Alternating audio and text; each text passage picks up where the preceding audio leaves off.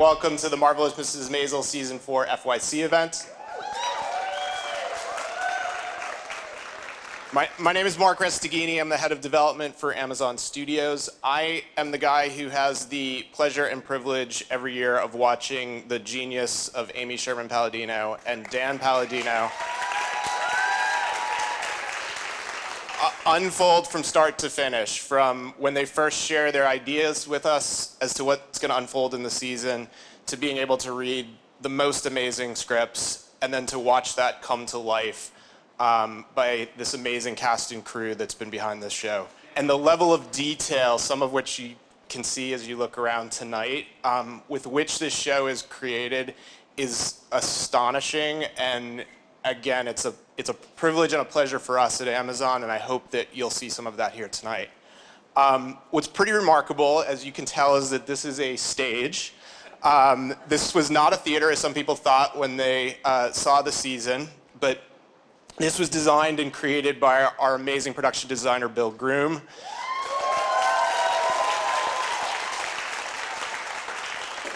It is a working theater, as you're going to see tonight. It is known as the Wolford, for those of you who've seen the season. It plays a big part, and it's really incredible that this was built on a soundstage and created with this level of grandeur and specificity. So thank you, Bill. I also just want to take a quick minute to give a shout out to the original music in this season, and I want to thank our really gifted songwriters, Thomas Miser and Curtis Moore.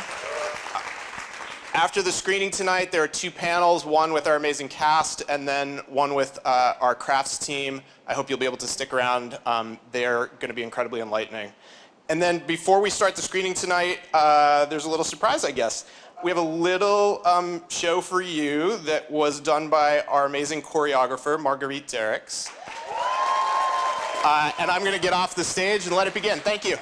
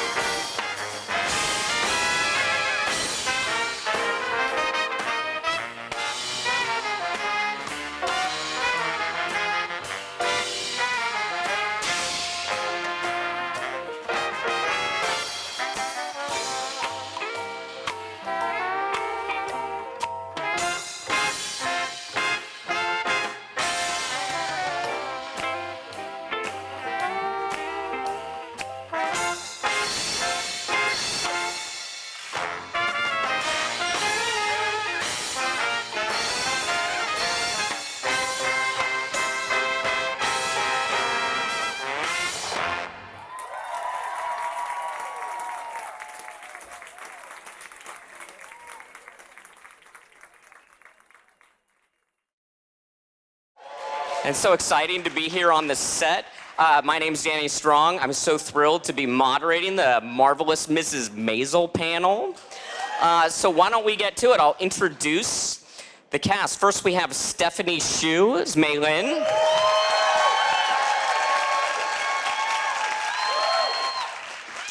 Carolyn Aaron is Shirley Maisel.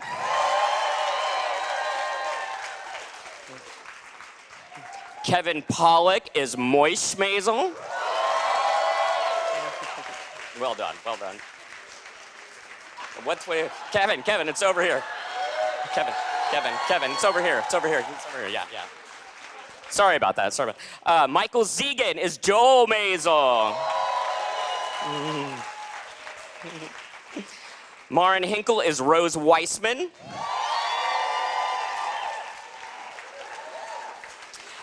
Alex Borstein is Susie fucking Meyerson.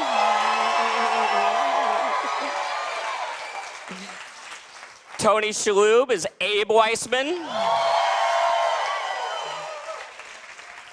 Rachel Brosnahan is Miriam Midge Maisel.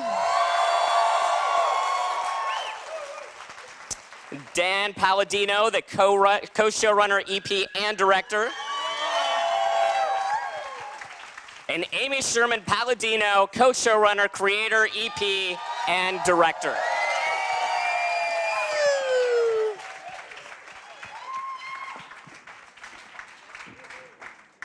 Wow, isn't this exciting? We got the cast of Marvelous Mrs. Maisel with their creator and writer, director, Dan Palladino. It's so wonderful to be here, all of you. So let's start with Stephanie.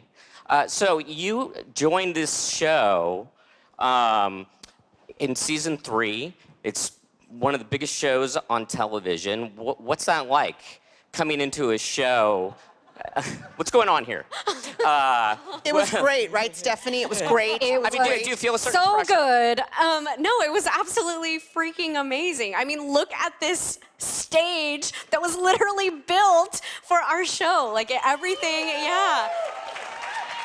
that we do, that these people do, is truly the top of the game. And the show works because everyone is excellent. And the fact that I got to just jump into a world that was already created and start to carve some more space in there was one of the biggest gifts of my life to this day.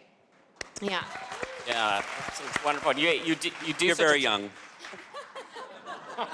Here's the thing, though, but the thing about Stephanie, first day on set, I mean, these actors are vicious, and it's just a viper's nest to walk in and face them. It's terrifying. I cry for hours before I have to go out there. But Stephanie, like, she walks on stage like, yeah, bitch, let's go. Like, she is so confident and good, and she just could go toe-to-toe with anybody. It was like, we lucked out. We are the ones who lucked out, because we needed somebody who we're gonna be like, who's Joel gonna like as much as Midge? Who's he gonna wanna fuck if he's not fucking Midge? It's like, it's gotta be like a hot girl who's funny and tough and smart, and Stephanie just walked in the door. Well done. And Michael was like, you can talk slower, it's okay. She was talks going pretty really fast. It's great. Amy, on this path, so season 4, Yes. right? The show maintains the same quality every season, which is such a remarkable achievement. This season goes a little bit darker, really powerful. What was the sort of guiding principle coming into this season? What did you want to do? What did you want to say now that you're in season 4 of this odyssey? Well, season 4 was our COVID season. It was great. And so This is our COVID theater. all of our plans went right down the toilet because we thought we were not going to be in the middle of a global pandemic. We're dumb. So we actually had to pivot really quickly and stay closer to home because we couldn't, you can't go anywhere because you might wind up living in London and they'll never let you back. And, we just didn't know.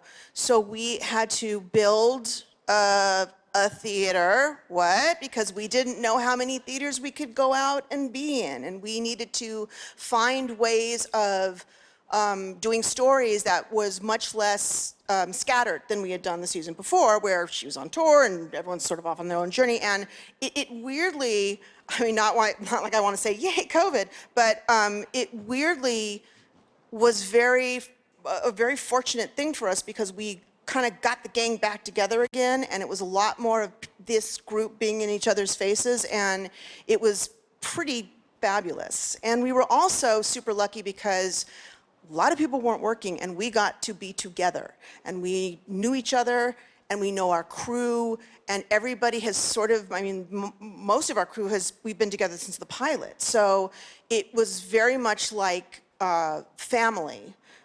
The family that doesn't send you to therapy, like the family that, you're like, oh, why Speak for can't you yourself. be my real family? And so that was, that was kind of what, it was a silver lining, is we got to look at each other sort of, like this much, and at least be there together. Now, here we are in the one of the great set pieces of the season. I would say, not since All That Jazz has there been so much artistry at a strip club. What was it?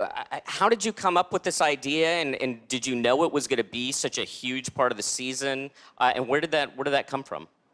Well, a lot of comics started in strip clubs. It was their training ground, or song and dance men started in strip clubs. It was actually sort of the vaudeville of its time for a while. And, Lenny Bruce started in strip clubs. So we wanted Midge to go somewhere that she could, because her whole thing this year is about I'm gonna say whatever the fuck I wanna say, and I don't wanna be anywhere where anybody's gonna tell me. It's my life credo. I don't want anyone to tell me anything, ever. It's not worked at all. But for her, we wanted her to have a place that she felt she could control, and it felt like, well, who the gonna come to a strip club and tell her what to do?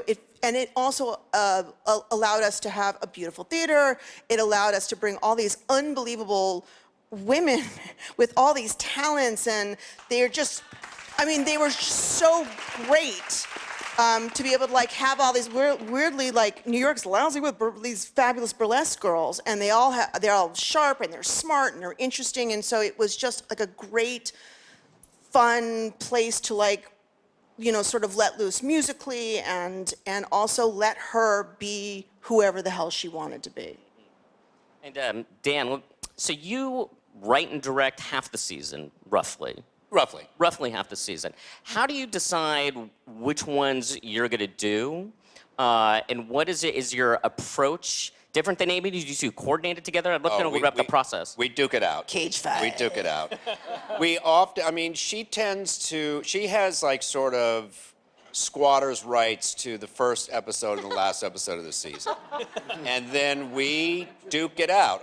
There's certain things that we each want to do, and sometimes it's and we hold grudges. Yeah, sometimes it's the same thing, and we battle. We gently try to figure out who is going to direct the episode. But also, there's also we can only do so many in a row. We've done 2 in a row. That's a lot. So it really is sometimes it's something that the individual person has pitched. I'm doing one this year, the telethon. I just remember in the second season, at the very beginning, I wanted to do a telethon, and I said no. And we had a card that said No. telethon, but we had no story. So literally, we got to episode 9, and it's what's episode 9? It just said one telethon. Telethon. It's what the hell's the story? So, but I wanted to recreate a really old-fashioned telethon. So sometimes it's squatters' rights when you pitch it and you get to do it. And so, 2-part question. What is your favorite part about directing the show, and what's the most challenging part? Directing is for me is always I miss it when I'm not doing it, and I don't want to do it while I'm doing it. It's just one of those things where I think when I get to the very last day, I'm like, oh, I'm so relieved. And then I wake up the next morning, or I come on the set and someone else is directing, either Amy or another director, and I'm just really jealous that I can't get in there and direct. So it's fun to do your own script, because since we write it and know we're directing the episode while we're writing it, we can plan a lot of things as we go along. So our prep is in the writing as well. You do that too, my friend. And it just gives us Danny an Strong, advantage. dope sick. So, yeah. Aw, thank you. Hulu, Yeah. check it out. It gives us, I think it gives us an advantage that we are prepping as we go along. I've only directed things that I've written, and I still can't quite imagine being handed something that I have no say over the writing, and it's just given to me, and it's like, execute it. I would just have a lot of ideas of how to rewrite it in order to execute it. Well, I brought you a script, but we'll talk about it later. Okay. Rachel, incredible season. Truly amazing work. A defiant season, going your own way season. What was the preparation coming into this season? Did you know what the arc was? Was there like a slightly different approach to it? What's so funny? What's going on here? Sorry, Rachel. No, we didn't. Sorry. Sorry, Rachel. Amy's apologizing for the next couple episodes. I'm a already. positive for like 4 years of like, she's like, we're not getting the script that we're reading Monday. I'm like, sorry, Rachel. Sorry, Rachel. So no, there was not a lot of preparation to be had. But you know, honestly, it's been the flip side of that is that it's been an amazing exercise in being in the moment and trusting choices that are made with very little time. I think sometimes, you know, I feel like this in theater a lot. You do this table read, and you make magic happen in the room, and then you spend the entire process of rehearsal trying to get back to the magic you made on the first day. So it's been really cool in a lot of ways, you know, for the scripts to be perfected to a point where they're comfortable being shared with us, and then we get to, with the crew, kind of figure it out, and also under the leadership of these guys. I mean, it is nice that Amy and Dan direct and write almost everything, or almost everything, yeah, almost everything, because they have crystal clear visions for what everything should be. So it's been sort of a trust fall over the last couple years, and I think I can speak for all of us. Caroline's laughing when I say it's helped us grow a lot. But it was Alex and I have talked about this. It's the most fun to play these characters when they're pissed, and so it was a season of us getting to be pissed and picking ourselves up and rebuilding. It was a grand time. Alex punched me. Tell us about that. I also punched her on the show. Thank you. Do you want to hear me talk, or do you want to give it up for... No, give it up for our sign language interpreters. Do we want to see how you say bullshit? Do we want to see tight pussy?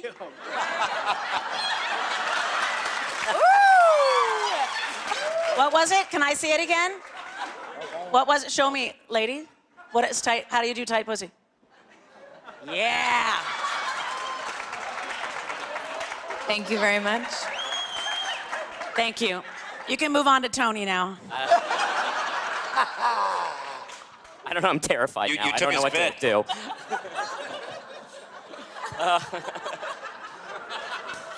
I don't do sign language. Just letting you know. Tony, terrific season. I don't even, what are we doing now? No, it was amazing, wasn't he? In a very, like, did you have to write that review? I mean, I felt so bad for the playwright. The Village Voice scenes, really, really wonderful work.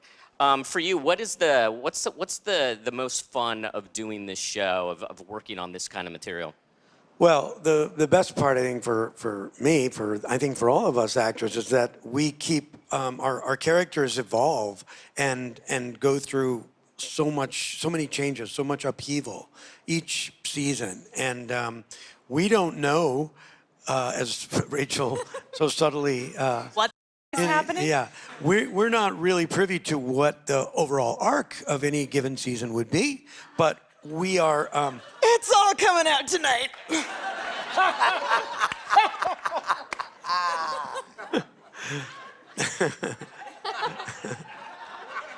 We're only human. No, but I was going to say what's kind of important and what we've kind of learned and I believe kind of mastered is to have this, because we have this level of trust in the writers, that we just keep ourselves open, wide open, and keep our antenna finely tuned to what might be coming down the pike, and not pre-orchestrate or guess which path our characters, any given character, will take. So it's really interesting to see what happens to our own characters, and like for me, for example, to see what happens to Marin's, what her character's trajectory is, because then that affects what Abe has to deal with sort of on a day-to-day basis. So it's sort of endlessly, terrifying and exhilarating all at the same time. Look, in our defense, Yeah. all right, You're picking on us. we try to solve our problems ahead of time rather than send our scripts down, let you learn them, and then every day send you new scenes. And they do not do that. And we don't do that. So in fairness, while one hand does not giveth, the other hand does not taketh away. Yeah. Amen. Well, the two of you had, at times, a bit of a self-destructive streak this season. Constantly sort of putting foot in mouth over and over again. Is that fun to play? Are you looking at me? Yeah, the two of you. Oh, it is. It's great. I mean, it's all fun to play. I mean, these scripts they're like gold. They're a luxury. They're a gift. It's there's as challenging as they can be, just in terms of the amount of language, the speed of the dialogue. It's really very juicy and delicious. I have to bust something open that you guys said to me, and I don't even know if you remember this, but when I asked you 20,000 questions before we shot the pilot about, Amy and Dan had always said to me that at some point as the show went on, Midge and Abe, or Midge would begin to realize that she's more like Abe than she is like Rose at the end of the day. And that while she grew up aspiring to move just a couple floors up and, have a life that mirrored Rose almost exactly, that as the show went on, one of the cool things that would develop is a relationship between the two of them where they realize that they're more similar than they are different. And it was really cool in this season to finally get that scene where the two of us sit together and talk about art. Right. And have that realization out loud that's been building for a couple of seasons. So while they do both suffer from foot in mouth syndrome at times, they're also, it's been really awesome to watch how their relationship has unfolded as the show's gone on. Yeah, particularly this season. It feel like I went to a whole new place with the connection between the two of them. All right, Alex. So you seem to take profanity to an art form on the show and perhaps in real life, as maybe we have seen tonight. You asked me before if I watched the show. I lied to you when I said no. I've watched the show religiously. I think it's incredible. And I think you're absolutely incredible on it in this season. Unbelievable performance, right? One of the things that is so moving about what you do is how you go from high comedy to pathos on a dime. And it's dazzling to watch. Is that something that, do you work on it? Is it something that just kind of you follow the material and it naturally takes you there? How much do you map out these emotional shifts you do versus just kind of being free in the moment and doing the scenes? All of that is Dan and Amy. I mean, all of that is the words that they write, and then you have to figure out a way to do it so that they're not mad at you after you shoot it. And I don't know. It's very hard. I guess I think, in my experience, the funniest moments in my life have also been the most tragic, most of the time, and vice versa. in every tragedy, I've found some way to laugh, and that's kind of the only way to get through it. So I think Amy really knows how to write that, and Dan doesn't get in her way. No, I don't know who exactly wrote that, but yeah, the funeral scene was the hardest thing I've ever done in my life, and it was actually harder than speaking at my grandmother's own funeral. It was really hard. So, you and thank you. You're welcome. I think that eulogy was one of the high points of not just this season, but on television this last year. I thought it was just absolutely incredible and so powerful. More than the verdict in the Amber Heard trial? That was quite powerful as well. I also, yeah. It took as long. That's for sure. Long, too many counts. Just yes or no, and let me get back to work. Too soon. Any particular favorites from this season for you? From season 4, my favorite moment was getting to beat Rachel. But on the show, actually on the show. On the what your favorite- show. Oh. They saw it today. That And was then really afterward, fun. later at home. Yeah, no, that was really fun, and it was a terrible, terrible, long, awful night. I think it was 5 in the morning. The sun, we were racing against the sun, and she was in her underwear basically, and it was Not basically. She was in her underwear. it was very hard, but it was really fun. Marin. Yeah. Hi. Go. A terrific season, wonderful matchmaking. I hated when they started ganging up on you, trying to push you out of your business. I was so too. proud of you and Me what you were up to, and some wonderful conflict with Midge this season, particularly trying to stifle her career to further your own. Were those scenes difficult to play? And what was your thoughts about the overall arc as far as your relationship with Midge? Well, the Amy and Dan, it's true they don't tell us very much, but I think it was like a week.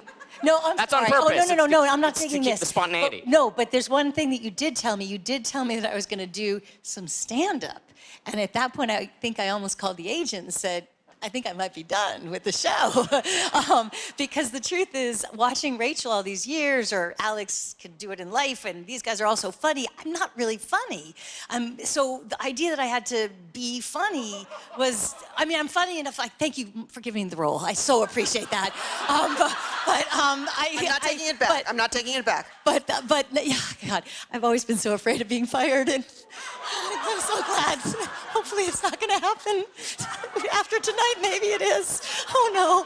Anyway, point being, I'm sorry, I get nervous. We'll see how Monday goes. I told you I'm nervous. But what I wanted to say is it was such an incredible thing. I'm really, see, I bring out these security blankets because I'm nervous. Anyway, what I wanted to say is doing the stand-up where I was Marin being Rose, being Rachel, anyway, the whole like triple decker all the way. What was I going to say? I was going to say that Dan really helped out. Thank you, Dan, so much. Because it's not... You haven't seen it yet. It's true, I haven't seen it yet, but people tell me it works. I hope it works. And, Tell her it works. It works. It and, was great. but It was fun. We but- took over the Cherry Lane Theater in Yes. Greenwich Village for 3 days, so that was like really cozy and great. Yeah. The whole hypnotizing thing. Gideon Glick plays Alfie, and he's such a He's magical. Brilliant. Oh, he's magical. brilliant He's magical. guy. And yeah, it was a high bar. It was one of our early things. We told you about it early because we knew about it early. We knew that once we have Alfie, we thought, oh, what if Rose snuck into a Yeah, see, show? we told you about that. Yeah, see? I mean, but All not right, the you knew that was dialogue. coming. That's one. You blame us when we tell you. You blame us when we don't tell you. no, I didn't Why we don't have children. Why can't we please you? No. Yeah, so like it was sort of the perfect comic thing for us to do. It just kind of fell on our laps. We just thought, and I know it's rough. I wouldn't want to do it. I certainly would not want to do it, but It was a joy. it was brilliant. I hope. And one day you Rachel see said it. to me, her secret was that it didn't matter if I was funny or not because the audience is paid to laugh. And they did. So it was delightful. Anyway, thank you, Danny, for asking about it. No, it was that particular scene was a tour de force by you. So Thank you. congratulations. It was fantastic. Michael, Hey, congrats. I saw you on Broadway this season in Trouble in Mind. So You were good. fantastic. not So bad, not good. bad. Now, in many ways, Joel feels like the straight man of the show, surrounded by a lot of insanity. You know, like sort of a lot of heightened characters. But yet you're able to bring so much nuance and depth to that. It's extremely impressive. What do you think? You're like, okay. No, it's great. I'll take it, yeah. Sure. When you're doing these scenes, what do you think drives Joel? Is there something specific you hang on to as you approach this role? I don't know. I'm just a dumb actor. I just. No, I mean, you know, Joel just wants to be happy. He wants to find this thing that he's good at, and I think from day one he's kind of been searching. I mean, he failed as a stand-up comic because he didn't really try. I mean, he kind of just copied other people. You know, he worked at a plastics company, so he's kind of just been finding his purpose, and I think that's what's been driving him from day one. And I think with this club, personally, I think he's found it. I don't know. Maybe in the next episode, we're going to find out there's something else. I don't know. I mean, that's the beauty of the show, though, and that's why I don't necessarily even like knowing what comes next. I mean, everybody's complaining that we don't know the arc or whatever, but I like that because personally, I'm a fan of the show, and I don't like knowing what happens next. But yeah, I think. It's intentional to keep you in the moment. Right. Sure. I'll go with that, yeah. He's got the hardest part in this show. You say that, but I say it all the time, you but know, it's true. But it's Rachel has true. the hardest part on the show, so. No, she's fine.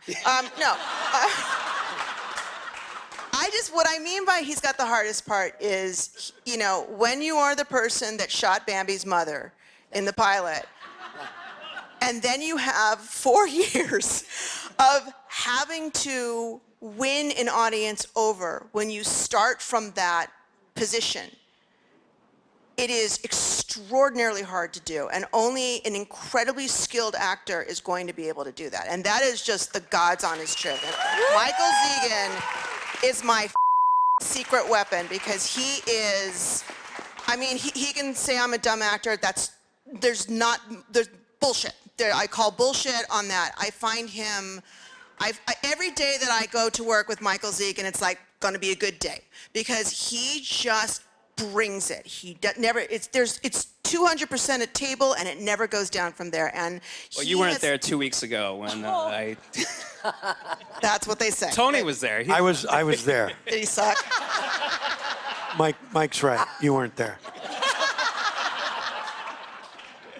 I just think he's taken this character from a very immature man who looked at life like this, and all he's done is try and improve himself and push himself to be better in a blind, like sort of, I don't even know what it's going to be to make myself worthy of what I lost. And every year he adds to it. It's you can say it's good writing or whatever, and it's delightful to have a lovely script, but you can put any word on the page, and if someone doesn't show up and humanize that and make that something deep and rich, it's just words. Wow. Happy news. So Kevin. Uh-oh. Hi, Danny. How you doing? Also, Here it Zegan comes. walked into Bloomingdale's this morning and bought this perfect jacket. That's how talented he is. And now, how do you say not so tight little penis? No? Thank you. Just curious. Thank you very much. Okay. Kevin, good to see you. So Caroline. Well, I'm hashtag canceled, but You are a stand-up comedian. technically, yeah. Technically a stand-up comedian. In fact, you're the first stand-up comedian I ever saw What? on stage when I was 18 years old. Yep. Comedy and Magic Club. I was dying to finally go. I turned 18 and you were the headliner. And Kevin, you were hilarious. So you're now on a show Uh-huh. about stand-up comedians. Yeah, yeah. However, you yourself aren't a comedian. No. on that show. Yeah, in fact, Moish has a real problem with Midge thinking she's funny. And I really get a kick that Amy and Dan gave that to Moish. Yeah. Is it tough? Do you want to say, I want to get in the game, coach? Well, I offered Rachel and the brilliant Luke Kirby advice, and neither of which had any interests. That's not true.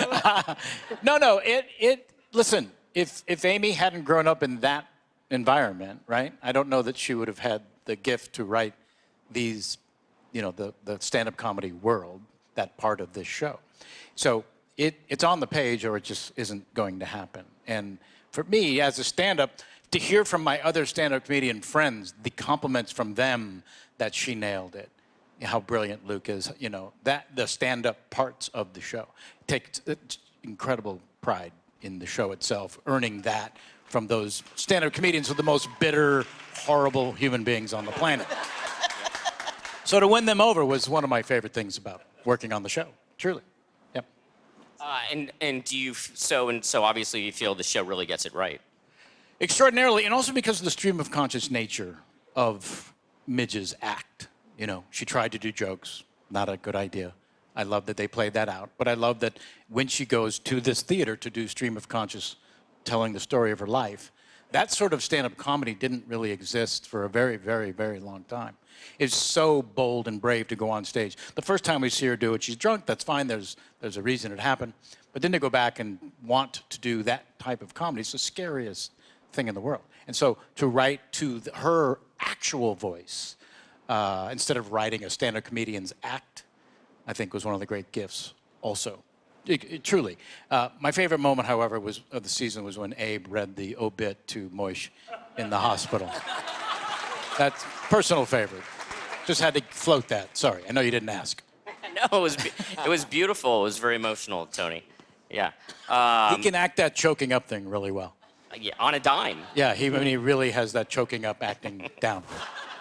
I told Kevin backstage that I was getting emotional because he was still alive.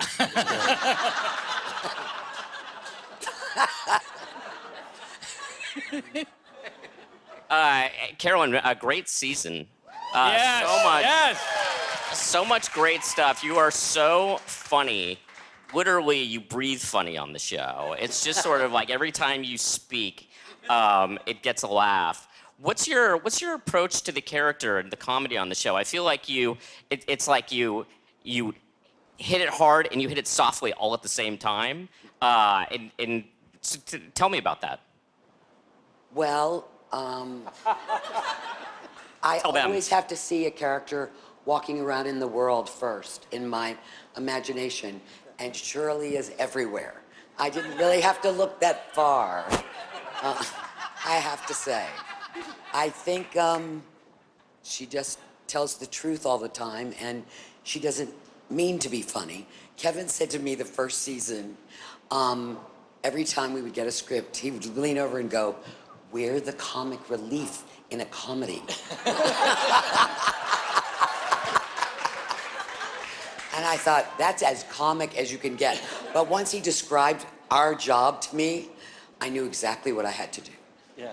You know what I mean? Is that I just think I have gotten to know this character at the same time the audience has. You start out with, it's like dipping a photograph into chemicals. Every time you pull the photo up, it becomes a little clearer. That's the way it feels to go through time with this character, is it becomes clearer and clearer to me who this woman is. And I've never played anyone that everyone says reminds them of someone, their mother, their aunt, their teacher, whoever it is, but it's always someone they love. They go, "She drove me crazy, but I loved her." You know what I mean? And that's really just delightful to be able to be that person. She's more than just pickles in a purse. She's more than pickles in a purse. She is the mentally delighted. Let me just say, I've never played a happy person, nor have I ever been one. So it's like, it's really fun to spend time there. Do you have a particular highlight of the season? Certainly I have to say, you know, the Wonder Wheel. Oh my God. And those funnel cakes. Imagine having to do take after take after take. Another funnel cake? Oh well. So of course I love that. And I most especially loved working with my dear friend of 30 years, Tony Shalhoub, in the scene in the living room. That was a really special time for both of us. Well, so let me ask you, Amy. You're famous for your stylized dialogue. Sort of, it has a unique rhythm. So famous. Iconic. And it's extremely precise, and the rhythm of it is part of the entertainment value of your work. Like it adds a layer of entertainment value to you. In your approach, is there some sort of balance when you're writing as far as shifting from stylized to something that's more grounded, to emotional, to comedy, or is it just sort of you just kind of organic go with the flow? Yeah, I mean, I think honestly, I was not supposed to be a writer, so this whole thing is bizarre to me. I don't know how this happened. My mother's horrified still that this is the terrible turn my life has taken. But I started as a dancer, and I think I just think in terms of rhythm. I don't think it's like thank you. I was thinner then. But I don't think I think in terms of like intentionally trying to like write on a beat. It just sort of happens that way. And I will say I was very, very lucky that my very first job was on Roseanne before she was this Roseanne. She was the other Roseanne. And it was an unbelievable first job because I didn't know anything about being a writer. I was super young and dopey. But it was a show that was all about the comedy, and then life slams in and hits you in the face, and suddenly comedy stops, and you have to honor the moment, and you have to play it real, and you don't break it with a joke unless it's earned to be broken with a joke. And that is not the way comedy is on a lot of I started in half hour. A lot of times in half hour it was like you need a certain amount of jokes per page, and you always, you never go to a commercial break without a ba-dum-ba, it's like, and Roseanne was not like that. Roseanne was like, here's the story, you honor the story, and it's funny for as long as it's supposed to be, and then bam, let it go. Just stay in the moment, make it real. And I think that training was, it made me, first of all, it made me super arrogant, because I'm like, I was on Roseanne, so you. And I was like, they're like, yeah, you're a story editor, so shut up. But it taught me very, very young about just look at the scene, don't think about like, and then this is bump, bump, bump, and then I'm gonna switch to this. My writing is fast and furious. I have terrible grammar. I can't spell anything. I still spell Michael wrong. I spell it E-A instead of A-E or whatever it's supposed to be, always. Constantly, like always. Like it's ridiculous. You see, it's like a psycho serial killer who went off of its meds when you see the pages that I hand him to read, and he'll come in and he'll just sort of like look at me and wonder why he married me and Then and then. Yeah. Then and then. Never happen. get it. Will never happen. Commas, what are they for? What are commas for? I don't know. Commas are the devil's tool. I don't know what they're for. Someone else has to put them in. But so to me, it's like sit down, get in the zone, and just let your fingers go as fast as you can. And then you kind of go back and see if you can figure out what the hell you did. There's no planning, there's no technique, there's no run. I should not be in this business. I should not be in this job. I'm completely unqualified.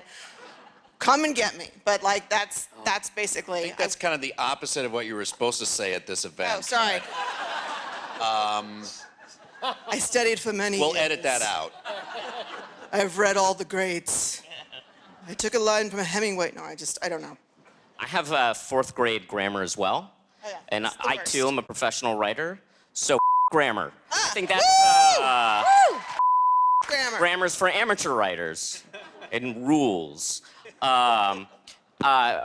Rachel, so you when you do your stand-up in this show, I become like a 9-year-old watching Star Wars. You know, it's like Luke Skywalker is doing its yeah. It's just it's went a to a wonderful weirder, and dynamic darker place, Yeah, but- don't worry about it. We'll talk about that later. But you're not a comic.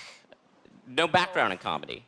No, I'm sure you've been asked this a lot, but I'm very curious, and I'm here and I have the microphone. So it. What is that like for you as a non-comic, being thrust into this role as a stand-up comic? Was it terrifying? Was it something you just kind of dove into? Can you talk a little bit about that?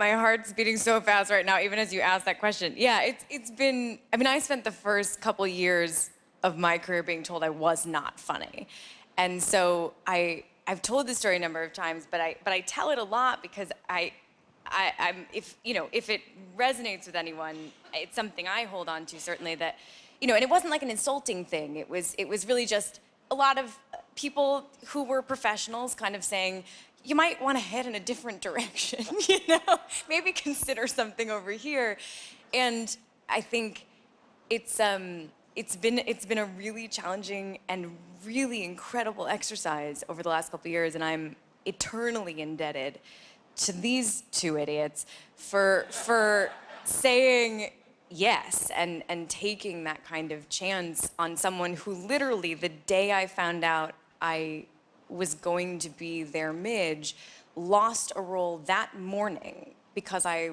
wasn't funny enough. They wanted someone funnier. And it's been perpetually terrifying in the most incredible way that I wish on everyone in this room. I wish you all the experience of being scared because of something you love every day. But it's a real gift. But that also, it comes from incredible writing. It comes from incredible writing that builds the foundation of a character that makes sense to someone who loves stories. I think those sets, especially those early ones, they weren't stand-up. They were a woman having a prolonged mental breakdown on stage, and that I can do. So that was right in the pocket. And as Midge has grown, we've had a really interesting parallel journey. I've learned so much from incredible writing, both comedy and stories from the heart, writing from the heart, and also from, look down this line. These are some of the best comedians and comic actors in the business. And, I've just been a sponge. I started working on this when I was 26 years old, and so have had the opportunity to grow up on this show and with this person and to get to do something that I never in 1,000 years could have seen coming. This is a dream I didn't know I had. Well, I'm gonna name drop. Yeah, it's a beautiful sentiment. I'm gonna name drop and say I'm friends with Amy and Dan. And I was having dinner with them in the early part of the casting process. And Amy she's like, yeah, I can't, I haven't found my lead, and if I don't find her, I'm just not gonna do the show because I need someone great, or this is gonna be a waste of my time. And then we had dinner, I don't know, a month later, 3 weeks later, and she was like, I found her, we're all good. So literally, if she hadn't found you, there may never have been this show. So. Wow. Yay, Ray. Why do it? Why go through the exercise? The thing about Rachel is she's one of the most gifted, if maybe the most gifted actress I've ever had the chance to really work with this closely, and she can inhabit anything. So to say I'm not funny, or for anybody to say to her you're not funny enough, it means that they didn't give her a clear enough character to follow, because there's nothing she can't do. That's just the bottom line. And so she came in to audition, and she was the only, and we saw so many, really great actresses and wonderful, and comics and everybody, and women I hope to work with someday who I admire greatly. She was the only one who knew to step into a microphone. Everyone else moved away from the microphone. so their stand-up was like this, and they looked beautiful, and they posed, but she was the only one who knew if you're going to be a stand-up, you got to lean into that microphone. And if you don't have the balls to do that, you got to get off the stage. The minute she did that, we were kind of like, we're sold. Because it didn't matter what happened after that. If it didn't work, didn't matter. All we knew is she was the one who had the balls. She had the toughness. She understood the basic thing about comedy, which is you're up there alone. It's awful. If the audience turns on you as a stand-up, they're turning on you. You can't say, well, the script wasn't good, or I was directed wrong, or the lighting made me look terrible. Look at this costume. Like, they are literally saying, we reject you as a person, your story, your voice. It's the worst kind of rejection in the world. So you have to have so much steel in your spine to even attempt that. One girl, that girl.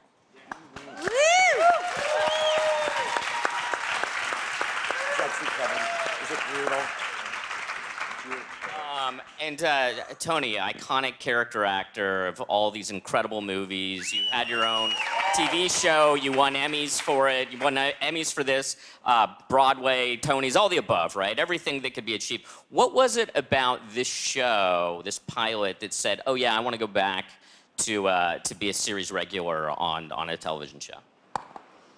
Wow, there's so many things really about it. Just the tone, the comic voice that I registered in the pilot when I read it, but also going back to that decade. You know, I was growing up in that decade, so and when I was reading the part of Abe, I kind of saw my elements of my father when I was a boy, and his friends and my uncles and those people. And I don't know, something just clicked, and I thought, that's a world I would love to return to, but now, you know, from the other side, being a father and a grandfather. And the best part of that decade is there are no cell phones, there are no computers, there's no tech, the technology is all low tech. And that's just you know, that's the world that's a world that I really love, and the clothes, of course, but you know, I just I get kind of saturated and a little bit exhausted by so much material that's, you know, that sort of flashy, techie stuff. Anyway, but I think that key voice of Rachel's character and the fact that it was a family story, and, you know, and then a person jumping off into the workforce, just found that really, you know, really exciting. Dan, let me ask you about your writing process. Like, tell me about it. Is it? He knows how to spell Michael. Spelling's overrated, as we've discussed. Yes. Is it? I like grammar. Grammar. Sorry about I like this. Kelsey This Grammer, is too. the worst moderator ever. Yeah. What about? Tell me a little bit about your process. You wake up and then go. What do you write 4 hours straight? What do you do?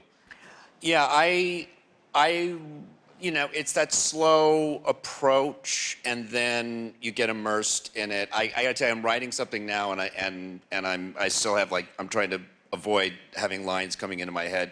You know how it is. It's like, it takes a while to get into it, and then once you get into it, you know it's going to work because it's just coming easily, and it's exciting. And we always break the stories in a lot of detail first, so we have a really detailed outline. So once we start actually pulling up final draft and actually writing the script, it's fun, and the dialogue is fun, and it can come pretty easily. So yeah, it's just it's again, it's like something that you hate doing when you're doing it. Then when you stop doing it, you want to do it.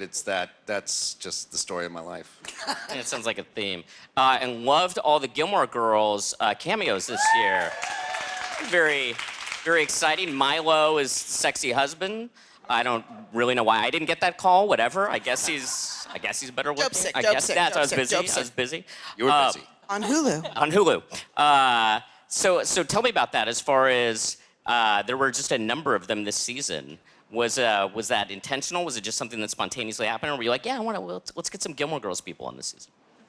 We were waiting. We were like lying in wait. Like Kelly Bishop, you know, it has to It's be hilarious. This. Yeah, it has to be the right role. She can't just come in and she's a neighbor of Midge's and she's borrowing a cup of sugar. Like it needed to be something for Kelly. It needed to be something that she could truly sink her teeth into. And it really wasn't until season 4 and this Benedetto thing came up that we really felt like Kelly is going to kick ass on this role.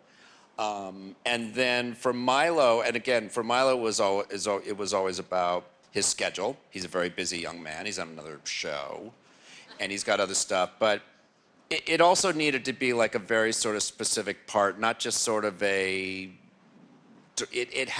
I wanted to do something stylistic with him, and this fit in, and he might be back. He might be back. And that's gonna be another kind of big crazy sequence for him and one of the people here, Tony Shalhoub. Anyone? Any thoughts? I mean, we have the creative panel as well, but I'd love to add just one thing. Yeah. This, I think, ties into the creative panel, too. One of the most extraordinary things about working on this show, and this is true for every single person on this panel and also the panel that you're going to hear next, one of the things that strikes me so much, and it should be obvious, but it isn't, you know, you guys have been around all this for a long time, is how much everyone working on this show loves what they do and loves working on this show, even in the hardest moments and even you know, like even when everyone's grumbling and complaining, I think that's what really shows through in the work. All of these actors delight in creating these characters, and it's obvious that Amy and Dan delight in writing them and delight in the process of directing, even when you want to go home. And that's true for Bill Groom and Donna Zakoska and Marguerite and you know, and David Mullen and every single person who's a part of crafting this show puts it out there because they love what they do. And more people in this industry should be like that, but they aren't. And that's one of it. Just to say it, it's one of the coolest things about working on this show. You can see it in this room.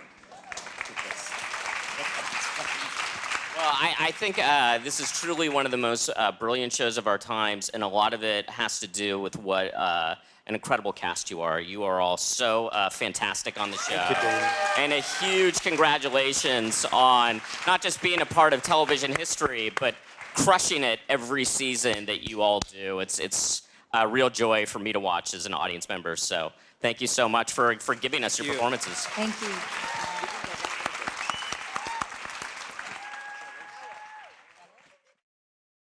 Welcome to part 2 of the Marvelous Mrs. Maisel panel. The part where we get drinks. This is the part when Kevin Pollak's not here to take center stage. Are we ready? So let's introduce Bill Groom, the production designer. Marguerite Derricks, the choreographer.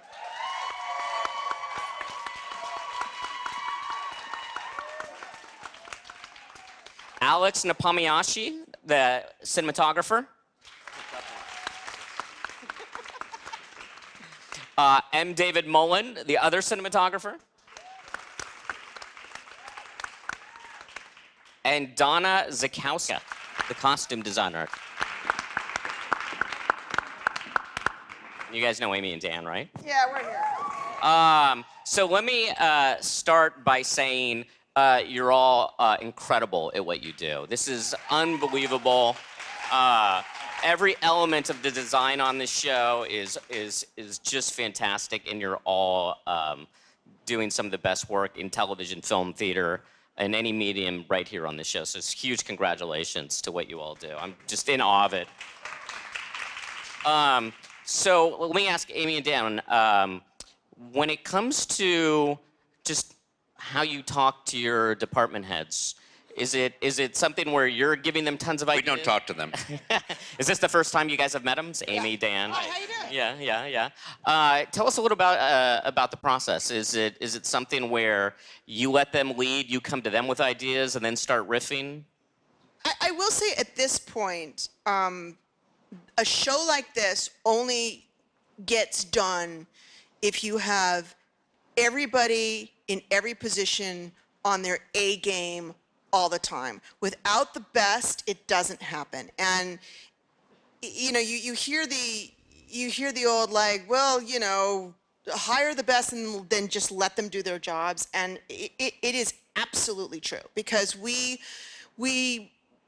gathered this murderer's row of creatives here, and then we say shit like, listen, you know, we're going to build a strip club. Bill, enjoy. Here's some nails. Hey, Donna, you're going to have about 30 strippers to, like, costume and fabulous. Enjoy. You know, David, you know, just shoot this shit. Alex, you know, back there, would you grab a camera, do something like that.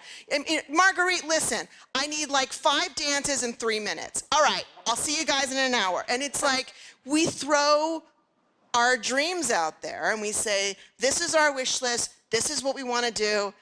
How does it happen? See you guys in an hour. We've done things like the USO, where I kept saying, look, could it be a thing where there's a Jeep and it keeps going and it's a oneer, and they get off and they keep talking. She goes across the stage, there's 850 extras. She gets off the other side.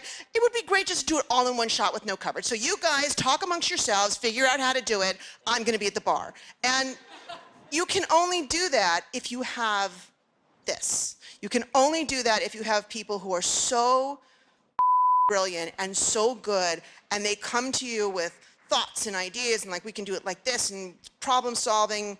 The best thing you can do to David and Alex is say, listen, if you can't do it, that's fine. We're good. Well, you know, I'll just cover it. And then it's like, knife in the heart. I'll never forget in the first season, because the pilot was pretty big, but in the first season, I think it was the second episode, we did that whole Joel walking up to the garment, his garment district office. And I just remember you and I took the subway to the set that day, and we came out of it and we had shut down a major cross street in Manhattan. There were trucks lined up everywhere. There were dozens and dozens of period costumed extras and choreography with racks and trucks and all this stuff. And we looked at each other like, how did they let us do this? I mean, we just could not believe our eyes seeing everything that was out there. And again, it's like what Amy said, like we writers, like, we spend years wanting to do things and being frustrated in doing things. And this is the first thing we've ever worked on that literally the things that we think of, that we think the audience would be entertained by, because that's the most important thing. It just, these magicians help make it happen. And we're still not sure how they do it. We're still in awe of them. And it's why this show's been so great to work on all these years. Well, let's get a little into how they do it. So, Bill, between this show and Boardwalk Empire, I think these are two of the most impressive production designs of the last decade, or 15 years, and you did them both. Really stunning work. Now, in the case of this show, on the production design, it feels like there's and same with the costume design. Like there's an edge of stylization, almost magic. You know, it's like this slightly magical view of the era. And you did the pilot, obviously, of course, right? So what was your approach on this, just in the earliest conceptual stages? Well, I think it's interesting because I've been asked before about the look of the show and how that developed and where it came from and the conversations which you just started talking about with Amy and Dan. And, you know, I've said before that it's on the page. It's not like Amy and Dan are saying this has to be pink and this has to be blue and blah, blah, blah, blah, blah. But we're all reading the same script. And Donna and I joke, it was kind of, Dan made the joke just now, but Donna and I made that joke many times that we collaborate by not talking. But we are reading the same script, and it's very clear what the feel of it is. And I think we all try to express the feel of that in our own ways in our own departments, and it seems to work most of the time. And was there, we got a laugh there. Was there All the time. was there some sort of template or conceptual, you know, where you're like, oh, I think it's a little like this or this in these early stages? Well, we started the pilot, every department sort of had pictures up and color samples and fabric swatches and all of that on our walls in the pilot. Once we got through the pilot and felt pretty good about it, I think, going on to episodes 2 and up till now, we don't do that as much now. We sort of don't, we kind of established what the look of the show was very early on, and we've stayed with that, I think. I mean, I heard Donna answering a question once and said that we're not really doing realism, we're doing magic realism. And so there is a kind of heightened palette sometimes, and we're sometimes surprised how in sync we are with it. Mm-hmm. It's and you'll know this. You work on shows and you want to do things, and it's always, no, we can't do that, or no, we don't have the money, or no. And you wait for the day that it's like, what's instead of no? And that doesn't mean like the sky's the limit. It means like it's how about we do this, or we can accomplish it this way, because with this much talent, you can figure shit out. But it takes people who are so gifted and so that they not only clue into what's beautiful and what's correct for the period, which is always important, but they understand character and they understand story. Costumes are character and story. Sets are character and story. Lighting is character and story. Choreography is not about like we need a fancy dance number. Choreography, and then choreography that can hit the joke, that can serve the scene, that can make it funnier. That's different. That's different. Anybody can say 4 pirouettes, land, boom, out. But not everybody can shift and adjust and know where the joke is and where the thing is and what to add and how to lift and lift and lift. And that, when you have that as a writer, you can have a day where you show up and you go, I'm out, man. I'm tired. I haven't slept. My back hurts. I looked in the mirror. I'm 1,000 years old. Somebody jump in and help me. You have the best of the best who are going to say, well, I got this. And Donna comes in all the time and goes, listen, I know this isn't in there, but look at these things that I found or I thought, and could we? And it's like, shit, yes, let's do that. And then Bill will say, it would be great if we could do you need this or do you do that?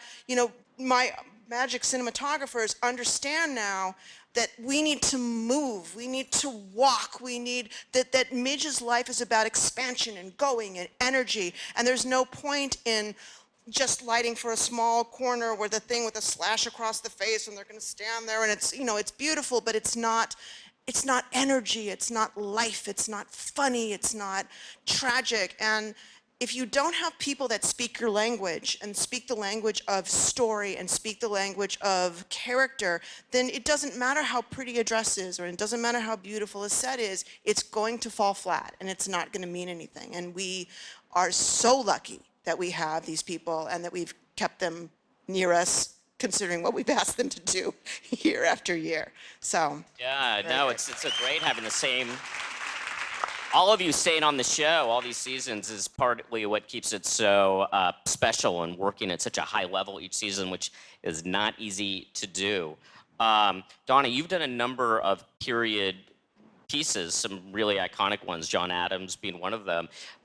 Was this the first one that was more stylized, more in this magical realism place? And then what was your approach in those early conceptual ideas as far as sort of guiding principles for you? Well, I think everything I do, always has a little bit of stylization, because I don't think we ever know what real is. We think we know what real is, but we really don't. And I think it's that sort of, when we're talking about the magical or, the animation of the period, and being sort of reinforced by the characters is what I think sort of makes something stand out or makes something iconic. I know that in the case of, John Adams or this, they were both, sort of incredible material. And I really fell in love. I hadn't really done the 50s that much, but when I started working on this, I utterly fell in love with the period. But, in a very, the sense of the color, the sense of the heightened optimism after the war, and sort of really tuned into it. And then it becomes sort of euphoric practically. You just find, every costume for Midge becomes like another journey and another journey. And so what is so great and what is amazing, my work with Bill, that we don't talk at all, we always say this, is that somehow we knew what that journey was. Somehow we were on that same train or that same boat, and that is very exciting because that is not always the case. And when it sort of comes together in that way, it's really a great feeling. You're not frustrated. You know that you're both trying to achieve that same sort of result, actually. Yeah. Well, I have to say that since we're in the strip club, that your work costuming strippers was such a tour de force of creativity. Everyone had such unique looks. And strip clubs are normally associated with lack of clothing. And in the case, and all of you, the work in here was just so creative and so original and stunning to look at. Was there any particular sequence this season that was particularly fun for you or particularly challenging or both? Well, I think the strip club in general was exciting. I mean, I come from a circus, theater, film background. And in a funny way, somehow the strip club, it all sort of came together for me. Like suddenly I was doing circus, but I was really doing theater. And then, also things had to come, quick changes. And what I love about that is it's sort of like, a flower in a way. It's something that constantly keeps opening and showing itself more and more and more. In this case, less and less and less. But, it was really, it felt like just a lot of things really came together for me. And it became very exciting to do those costumes. I really enjoyed doing it. Yeah, they were incredible. So congratulations. David, I'm got to get in your cinematographer. I got to get in your eye line. So you did the pilot. You've done all 4 seasons. I remember when I watched the pilot, I sent Amy and Dan an email that it was one of the best pilots I'd seen in years, and the cinematography in it was like a whole other level, yeah, of what you see. In television. I'll never forget Amy's response. She said, "Who is this?" It was it was hurtful, but I understood at the same time. Tell me about your approach to it in those early conceptual ideas. Was there some type of specific movie or show or template that you had thought of in how you were approaching this in those early days? There wasn't a specific film or anything. We were just immersed ourselves in the colors and the style of that time, both in movies, commercial art, everything that was part of that time, and just to get a sense of the color. But when I first interviewed, because period has its own language or a series of languages in cinema, I asked them what they did and didn't want to do, and they were very clear that they wanted energy and color, vibrancy. Those are sort of key feelings. So that's sort of the broad brushstrokes that everything we approach has to fall back on, is look for opportunity for color, energy, life. But then also Amy had me watch Hannah and Her Sisters, and even though we don't really copy that style of lighting, what I got from it was that it's all shot on location. These are real, even everything is shot in real apartments, and yet everyone looks wonderful. It's very not glamorous, but sort of a romantic view of these characters, and yet there's always a feeling of the reality of the space, that this is a real apartment, they got really on the streets. And so I really appreciate the fact we shoot this show in New York. And whenever we get a chance to capture something that's just that feeling of being here, it really adds to, it sort of grounds the show, I think, and keeps it from just being, too fantastical. It always has to come back to a kind of New York setting and feeling. And when we go to Miami or Paris, it's the same thing. It's like trying to capture some essence of these real places and then bring it into our kind of language of it's a somewhat romantic, I feel. I watch a lot of movies, old movies, so I'm always inspired by that kind of romanticism, but I'm trying to find a way to make it seem believable in lighting, so that's the challenge. Well, there's an epic quality to some of the cinematography. Sometimes I feel like I'm watching like a Jewish David Lean, with the epic scope of it, and the framing is beautiful. It feels like you're looking at a picture and simultaneously you're not self-conscious of it, which is I think just an incredible balance, and it adds to kind of the magic of the show. Is there any particularly unique challenge in having something that is so cinematic, but having to shoot it in a TV schedule? Well, that is the challenge. Okay, then how do you do it? Very simple. Yeah. Let me know. I'd like to know. I don't know how it's done. It's the real challenge here is the movement that we do with the camera sort of tends to make it harder in terms of what you're talking about, the framing. The more you move the camera, the harder it is to frame the shot because the camera is moving, and also the harder it is to light the shot. So that's the challenge, is how to not just move the camera, but do it in a way that's elegant, and the lighting works on the actors, and there's the color and the mood that you want. And every day that's the sort of challenge that we sort of, struggle and figure it out. But it's great to have these opportunities because I have these amazing sets with these amazing costumes, and I always know that even if my lighting is not as imaginative one day as another day, it's always going to be on these amazing actors and these amazing sets, and the writing, everything is so strong. It's just, in some ways, that's the one relief aspect of it, that I'm being surrounded by so much talent that I don't necessarily have to show off every time. I can just. Yeah, Exactly. I mean, that's an important point because that's what Amy and I experience. Like anywhere we pointed the camera, the costumes were great, the color of the room and the design of the room was great, the lighting, and you realize how dependent you are on every single craft, and if one is weaker than the others, that you notice it, the audience notices it, and we believe strongly that we should give the audience like the best we can. But it is the first time where it's like we just sort of had this murderer's row of people that fell into our lives, and we were able to achieve the things that were in our heads. So it's We also, all them. we're such a giant, we're a TV show, but if you see us on the streets, we look like a movie because we just have a trillion, we take up every parking space possible. Like, we're just the scourge of New York. We're just, but We tear down restaurant we sheds. tear down sheds, we put them back up, and they still look like shit. But I will say, like, there's one unsung hero who's not up here is a woman named Dana Gilbert, who was our producing partner, and she's this very lovely, small lady with children who, looks at, I've got to pick my kids up and Riley got into college.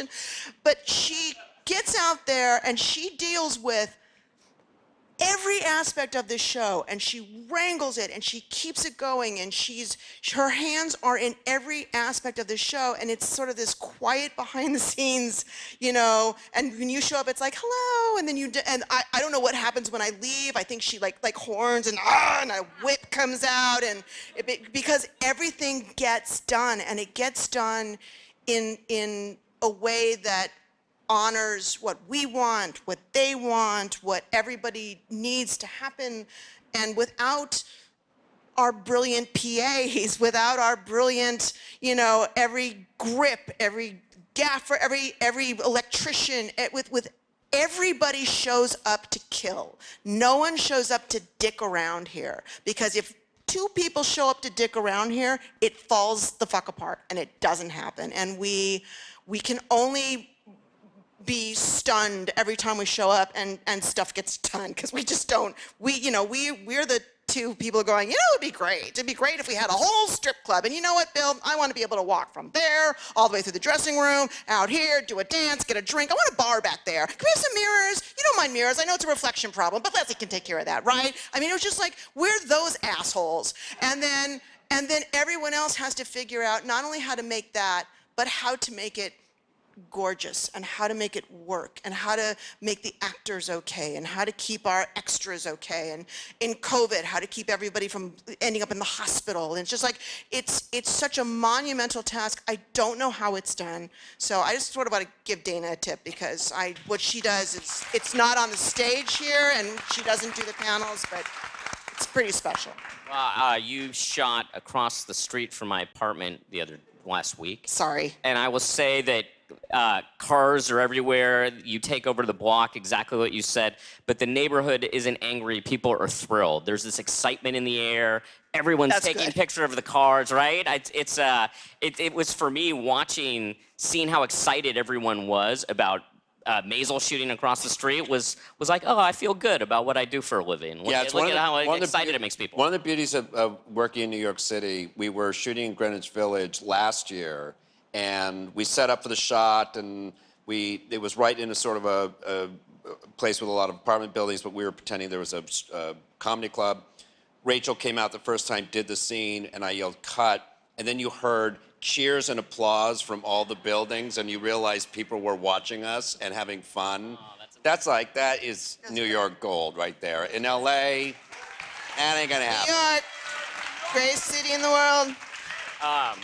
So Alex, this is your first season on the show, but you've worked with Amy and Dan multiple shows before the amazing Bunheads, right?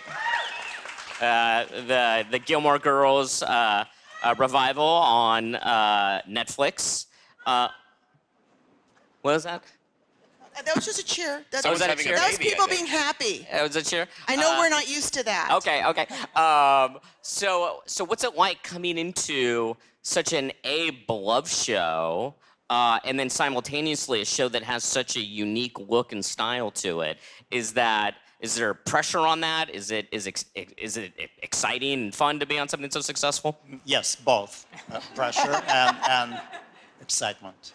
And I followed the show from the very beginning, watching it, thinking this is a real jam where all the elements come together: writing, directing, acting, sets, choreography, costumes, lighting, camera movements, and it was just a joy to watch. And I was thrilled when I found out that I can join this production. When we did Bunheads together, Bunheads was sort of the beginning of the style of Maisel. It started there because it was so much about dance and motion and movement, and we had no money. We didn't go anywhere. We were just in this dance studio, and I said to Alex, so I need mirrors on 3 sides of the wall, and I didn't know as much then as I do now what mirrors on 3 sides of the room means. It's challenging. Yeah, and then you've got a Steadicam guy who's going in and out and following all the little girls around, and Alex just sort of like before everything I'm thinking, so it's like this, Alex, and I would kind of walk away and I turn away and he's just standing there like this. And he never said no, and he never cried, he never threw anything at me, but it was the very beginning of that feeling of motion and reflection, and one motion takes you to something else. And we had a beautiful scene where like the girls actually had a scene while they were dancing. So they were taking class and you were going from one girl to another girl while they were talking and switching places. And again, 3-sided mirrors. Now, granted, in post there was a lot of shots of guys in black outfits staring at 12-year-olds, which looked a little upsetting until you took them out of the mirrors. But it taught me, you taught me, a lot about story and motion combined. And it sort of was our beginning of, this is how I think our shooting language is going to be. And it's again, it's luck of the draw sometimes who you fall into right as you're starting to figure out what it is you are, what your voice is, how you want things to look. And again, extremely lucky, so lucky that I found you. And then to have David Mullen come in on the pilot, and David knows everything there is to know about film from the time of the apes. And I'm not kidding. And I have an email that I've kept from I might have been the pilot or the first season, where I asked some sort of question like, should this be Steadicam or Dolly? And this is with love, please know this. But he sent me back an email that's about 5 pages long that included the evolution of Steadicam, how it was invented. It included photographs of a warship that I think the first Steadicam was on. And I got to the end of this, and I literally then had to write back, okay, but is it Steadicam or Dolly? But that is like, the knowledge that he brought and the love of film and the learning curve of working with him was, if I know anything about directing, he kicked my ass into it, because it was just, it's college. I didn't go to film school. I had David Mullen. So was my film school. Professor Mullen.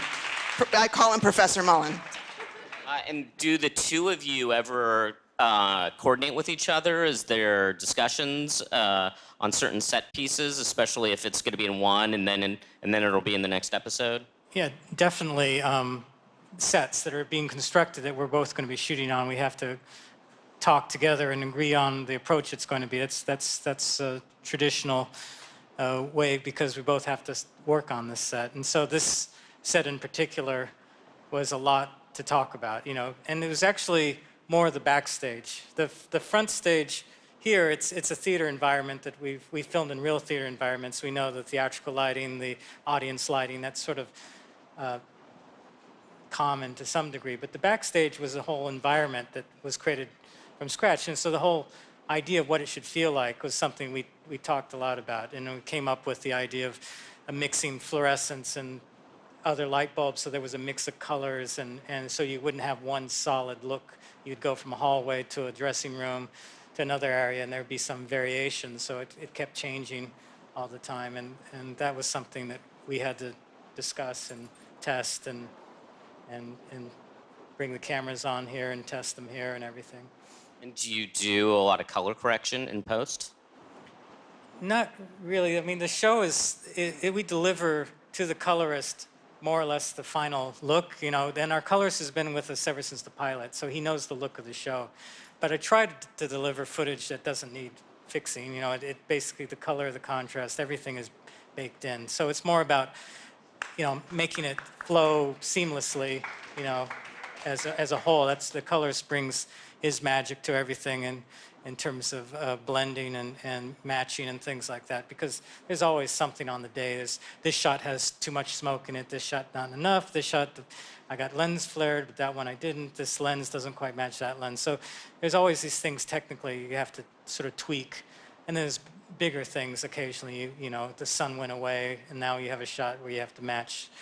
But more or less. You use it more for correction as opposed to stylization. But the look is in camera, basically. There's no special LUT on the camera or anything that we do. It's all in lighting. There's no Maisel filter. No, it's all done traditionally, basically. And Marguerite. Wow. My girl. Wow. I mean, all through the whole course of the show, the dance has been such a joy, such a unique style and voice in what you do. And this season in particular was just a tour de force with the strip club scenes and all the dances that you choreographed. It's so fascinating to me, your particular style for this show. Is it something that's unique to this show? Is it sort of a signature style of yours? Once again, it felt like the heightened magical realism of the production design, the costume design. I felt it in the dance throughout the course of the series. Thank you. Yeah. No, I like to do research and always heighten the movement. And my voice is here, but my voice is Amy and Dan's voice. It's like such a collaboration. They are creators to, it's a dream for a choreographer to have guidance that they give me. A lot of projects that I get, it just says, and they dance. And then, you just put something together. So there's such richness that comes from the pages, like what everybody else up here is saying, that, then I get to make it dance. I get to make those words dance and keep the humor in it. And it always is magical and joyous. A lot of people see the big strip club numbers or, the big USO numbers, but what I love more than anything are the things that people don't even think, never would think a choreographer was doing. I love being on the streets of New York with Amy, just making things move, just people moving. And it's not choreography, but it is. And that is just so much fun. And Yeah, I remember the Christopher Street. The Christopher Street. Oh, I think it was one of my favorite days of choreography of my life. It was just so much fun. The energy was electric. And I just remember, I wasn't a part of the pilot, but I remember getting a text from Amy, and she asked me if I watched the pilot, and she said, I want this show to move. And it just does. Everything moves. And it's the big stuff and it's the little stuff. Everything moves. And it's all a blast. One of the greatest joys of my life, we have this unbelievable Steadicam guy named Jim McConkey and his brilliant brother Larry that we drag into our world of insanity. And Jim is just, he is a dancer now officially. He's going to join Joffrey because it is so much about Steadicam is dance. It's motion. It is feeling the movement. It is, and everything those two, and he and those two crazy men, like when we did wasn't this the last year, but we did a whole thing with the, when they were at the, what's that called? With the switchboard. And I said, I want to go inside though, the switchboard. I want to go down inside switchboard and I want to come around and start the scene and I want to do it in one. So, see ya, bye. And I went to lunch, and they went up to some cabin, their Unabomber cabin in the woods, and they come in with a pole, and there's duct tape and a thing, and like a fishing line, and I don't know what the it was, and I call it the McConkey Wonder Stick now, but it's evolved since then. It's less duct tape, but they simply figured out this way of motion, and they are so important to us. And Jim, I love so much. One of my favorite things is when I yell at Marguerite, go get him. And she'll run in when we're doing something and she'll grab onto the back of him and sort of yank him around. You've got this little tiny blonde chick and like Jim McConkey with this, I'm a man with a camera. And it's like, I want to film that because there's nothing funnier and but it is like this coordination of motion and dance. And I mean, again, we live and die by Steadicam. I would shoot everything on Steadicam, and every time I hear the word dolly, I get sad because I just want everything on a Steadicam because it's human. It's not just motion, but it's human, and that to me is like, because I'm having an argument with drones right now because it's not human, and I just want that feel. And she has been integral in finessing all that, in jumping in there. We use dancers as waitresses and we use dancers as key point in scenes because they know how to move and they know how to they can feel the camera and get out of the way. And I'll call her in for stuff that has nothing to do with a pas de bourrée. There's not a pirouette in sight. And it doesn't matter because without her, she's like that extra force of nature out there making sure it all happens. Again, it keeps coming back to without this group of people, I am sitting in an office at ABC going, well, it's a comedy about a young sassy kid next door and his mother who just got out of prison. You know, I like it. Fridays at ABC. You've got 13 on the air. Well, yeah, it's an incredible collaboration of what you all do in sync, and it's so interesting you talking about the Steadicam because that feels so much the voice of the piece in many ways combined with your voice and what you all are doing as well. Is there, for any of you, any particular favorite moments, favorite things you did throughout the course of the season or the show? Bill, we'll start with you. No pressure. It's sort of like asking. I think it's like asking somebody if they have a favorite child. Who's your favorite child? It should be Bill? your You can come favorite play with us, child. yeah. It's always moving forward, I think, and seeing what comes next. And the actors are talking about that a little bit. We don't really know what's coming next, and it's always exciting. Oh, Jesus, here it comes again. Well, it can be very challenging. And I will just say this.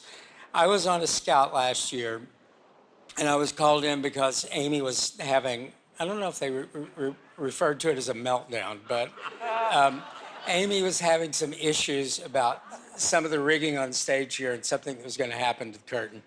And it sounded very important. So I jumped in the car, left the scout. The curtain wasn't funny. The curtain wasn't funny. I jumped in the car, came in to this building, actually, on the other side of the set here, and to talk to Amy about what was wrong. And she explained what she wanted, and she said, why don't they talk to me about this? And I said, because they're afraid of you. And she said, afraid of me? I'm a bag full of kittens. I said, do you know how hard it is to manage a bag full of kittens? So I was on a scout today with Alex, and I told him that story. And he said, you know, we're not afraid of Amy. We just want to make her happy. Yeah, that's true. That's true. And that. Welcome to my life. That is happy wife, happy life. But I think That is that's true. I think that's very true of the show. I think everybody tries to give their best game to the show and to do the best we can and to make you happy, Amy. And now the curtain is funny. That's all I have to say. Anyone else? Marguerite? Yeah, last year when we got to the strip club, midway through the season, Amy came up and started talking about these windows. We're going to do these windows and get the girls in there, and she started talking about it, and I just thought, uh-oh, this is in episode 8, and she's talking about in 3. It's going to be big. It's going to be big, and there's going to be something about it that feels impossible. So I got excited. And this thing just developed and developed and developed, and it just, the way it came together and the way we all collaborated and like kind of locked arms and made this thing come to life was just pure magic. It was pure magic. So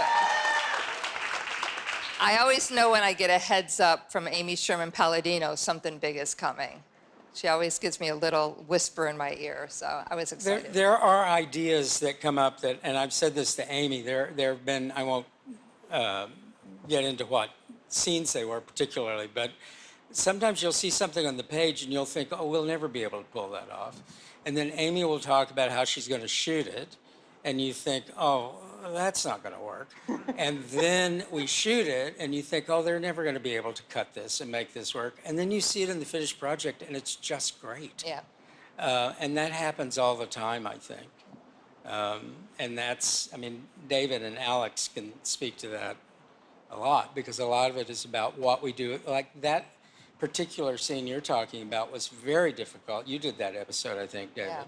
It was very difficult for the camera to do, almost impossible. That was the one I was going to mention too, the femininity number, which is we called the rear window number because it had all these windows with people, and it was just very difficult to figure out how we're going to do it. And the fact we figured it out is what I'm very proud of. But there were so many different ways to approach it in terms of how the camera was going to come up on stage and go into a window and float up to the second floor and float out a window and spin around again.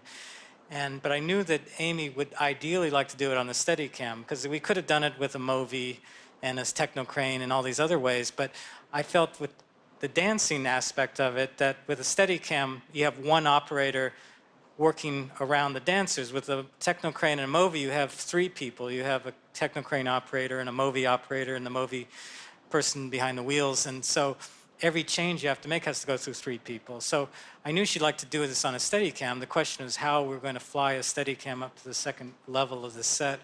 And that's where Charlie Sharon, our key grip, Charlie, it was wonderful.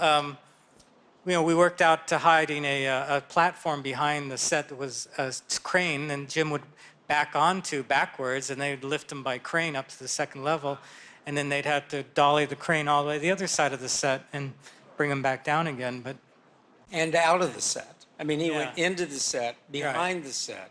Well, that was shot the action, and then down and out again. And on a certain beat. Right. Yeah. And I had mentioned that when we planned that shot out, that I said once we get into that first room, we're never going to see all the other dancing going on. And so what we had to do was basically choreograph this move for Marguerite to see. So she'd see, on this note, we're in this room, by this note, we're in the next room, and this note, we're in that room, and we come out this room, and then we see everything again. So she wasn't having action going on off camera that was never going to speed. Oh, it was timed. It was timed moment by moment where the camera was going to speed. There was action going on the whole time. Yeah, I just always do that. As I remember when we were doing Gilmore Girls, and we had that big tango number with the oneer, and there was the one that wasn't the way we were planning was the one we kept. It was just the camera moved a little different, but you liked it. So I always said, I'm going to just fill in every single moment, but knowing where the beats were. But the genius part about that was, as I met with Amy in the office, she played this song once, and she does this, and she showed me all the beats. So I knew exactly where the camera was going, just listening to the music with her one time. She said, this is where I want it to be, this is how I want it to flow, and that's exactly what happened. How many takes did it take? Not that many. I mean, it was like 5 or 7. It was our normal number of takes. We luckily had a rehearsal day where they practiced it once, and then we came in and shot it the next day. So it went actually pretty smoothly. It's crazy. And Donna? You know, for me, the snowstorm. Yeah. Because I think it was like, I think it was a very symbolic moment for me. There was something about, you know, somehow we had come out of this sort of shadow to some degree of the pandemic. We had created this show, and then we were in front of Carnegie Hall in the city, and we were creating a snowstorm. And it was 90 degrees outside. And it was if at night. Midge was sort of like, I always thought of her as sort of a snowflake or like a sort of crystalline sort of moment. And when we did it, I wasn't paying attention. Suddenly I turned, and the entirety of the street was filled with people screaming and cheering. And, you know, in that moment, it's like somehow that was like the metaphor for me for the entire season, for everything we had gone through, for how we, in spite of COVID, in spite of this, in spite of that, it was like, this is why we did it. And it was such an incredibly beautiful moment. So I don't think any moment is quite, although I've loved many moments, there was something about that moment that was like a breath. It was like an exhalation. And it was really exciting. It just sort of said the entire season for me, actually, how I felt about it. No, it's beautiful. You know, I shot during the pandemic, pre-vaccine, and it was so inspiring to me what was achieved by this industry, how we were able to figure out a way for thousands of people to keep working in a situation that felt impossible. How could, and I remember before we went into production, I was like, I don't know how this is gonna work. You know, how are we not gonna shut down? It was terrifying. But these protocols work, and it's a real testament to, I think, what we all do, what you all do, and I think it's, you know, sometimes people are like, well, we don't cure cancer. It's like, well, you know, so does that mean if you don't cure cancer, what you do for a living is not, you know, important? And, you know, bringing story to people the way we do, and particularly this story and what it means to so many people, how it's penetrated the culture in such a profound way, is, I think, so special. And I think all of you are just a huge part of what of the storytelling of the piece in a unique way. So huge congratulations to all of you. And Amy, Dan, do you want to finish this off instead of me babbling? I just am very grateful for my partner here. Yeah. Who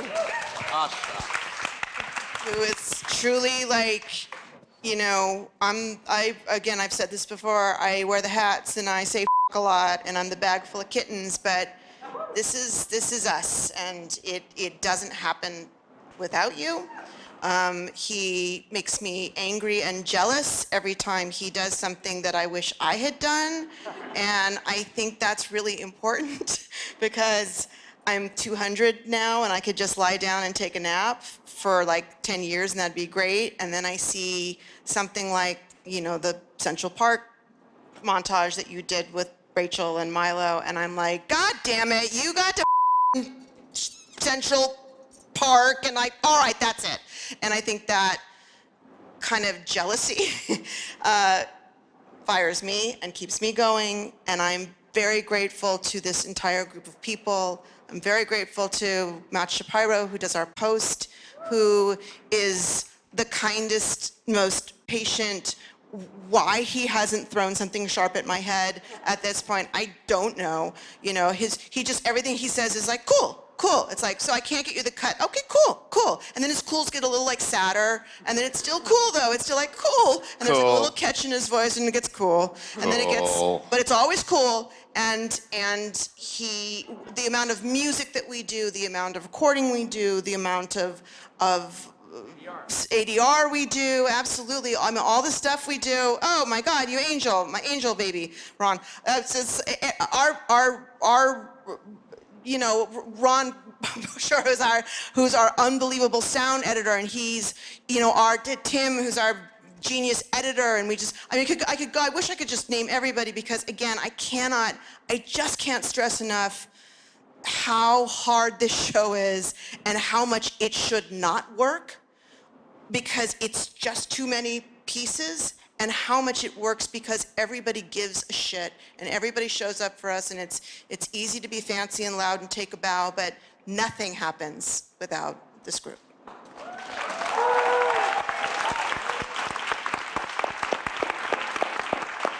Now drink our booze. All right, everyone.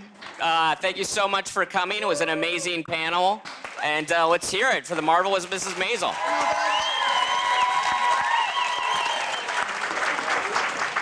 Oh, and thank you, Danny, my pal, my love, my angel. Danny Strong, thank you. Dad, why'd you name yourself Richard? He was like, because I want to be rich. Did you wash your hands? Of course not. Oh my God! You ever use schmaltz? Same heart attack, different afterlife. Whoa, high five. Even if I did know where the Antichrist was, I wouldn't tell you. We're on opposite sides. I rather enjoy being on fleek. I ate a bug.